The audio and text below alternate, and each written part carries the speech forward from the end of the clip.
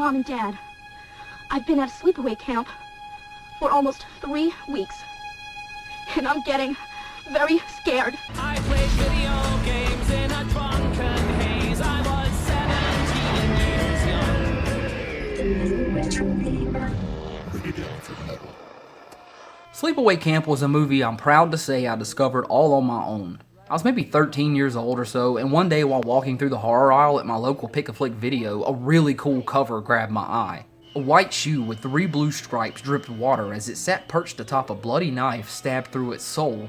The words Sleepaway Camp called out to me in their orange and red glory, beautifully contrasting the blues of the hand holding the knife, the background gradient, and even the ink on the partially visible letter up top. The same theme is carried over on the back as well with another letter, not giving us a plot necessarily, but more of a glimpse of what we're in store for. Kudos to them for not spoiling the plot, and I think the thing that sold me the most about this is just, there's no real giveaways on this. I mean, there's no names. They're on the back right here, but you don't know any of them anyway. But seriously, you just look at the front, it has a tagline and this beautiful art, and my brain was just like, what is on this tape? So I rented it, I watched it, and after it ended, I just sat there with pure shock on my face. Now, if you've seen it, you obviously know why, and if you haven't, I really don't feel like you'd be that shocked if you saw it now anyway. With everything we're used to in this modern age, it might be considered rather tame, honestly, but it certainly deserves to be remembered and celebrated for its role in shaping horror history.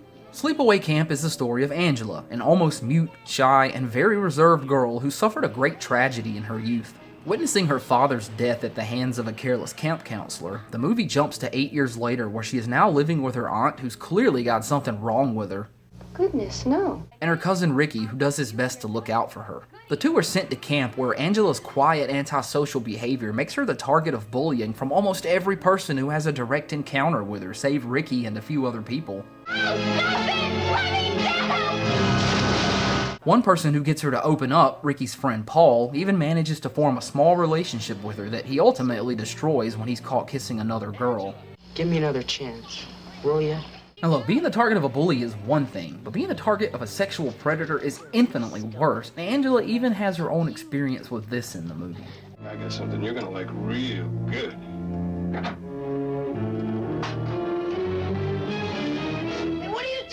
After all of this, it's pretty easy to see how this poor girl could suffer from serious mental issues. Around here, people start getting offed. The first, in a pretty cool way for a film that had a measly $350,000 budget, I'd say. I really dig this makeup job. The effects look killer even today. As the movie continues, we get a lot of run-ins with different characters, many of which simply bully Angela, attempt to get her to talk or humiliate her in some way as the body count rises. Now yeah, sure, after the first kill, it's hard not to be like, it's Angela. But see, that's exactly what this movie wants you to do. It wants you as an audience to be smug about guessing who it is. We know she's the one who threw the beehive into the dude taking a wicked dump. Those are his words, not mine. I gotta take a wicked dump first, so I'll see you guys down there, alright?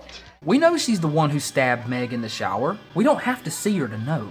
As the movie draws to its close, it no longer tries to make it a secret that Angela is the killer, and you almost start to empathize with her over some of the torment she's suffered, if you haven't already. And certainly Ricky, who by this point has become the primary suspect in the murders, even though throughout this film he's been nothing but a good kid and consistently looked out for and protected Angela from everyone. But having empathy for Angela is a pretty hard sell when you see just how deep her carnage goes.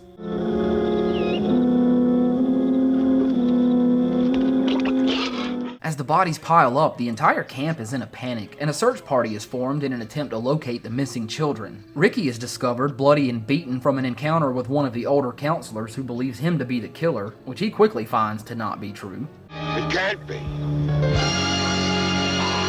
And he's carried back to camp as even more bodies are discovered. With a few kids still unaccounted for, the search continues until finally Angela is located by 2 of the counselors. Now look, for some reason if you haven't seen this movie and you haven't had the ending spoiled already and you wish to see it before I spoil it for you, there's a link down in the description to this movie. Skip ahead to 1 minute and 18 if I didn't timestamp it or the timestamp doesn't work. Go ahead and watch this if you so choose, because I'm about to spoil it for you.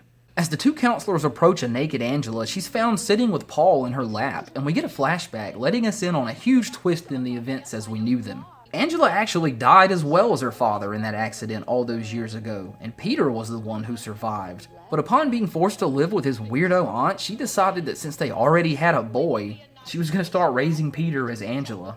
Poor Peter, having suffered the death of his father and sister, is so emotionally devoid and easily manipulated, he offers little resistance. And while we're still processing that little nugget, the movie cuts back to Angela, really Peter, and she has a penis. That's it. No big deal in today's social justice warrior, multiple gendered sexual liberation movement, or whatever the fuck was going on out there. But back in the day when people didn't argue over stupid shit like that, they just made horror movies. And one of those horror movies happened to have a killer who was really a chick with a dick. Pretty ballsy of a story in 1983.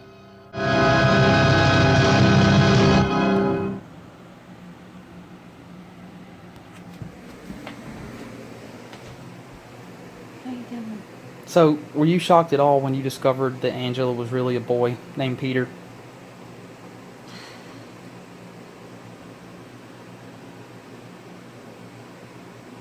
I don't know what I was when I found that out.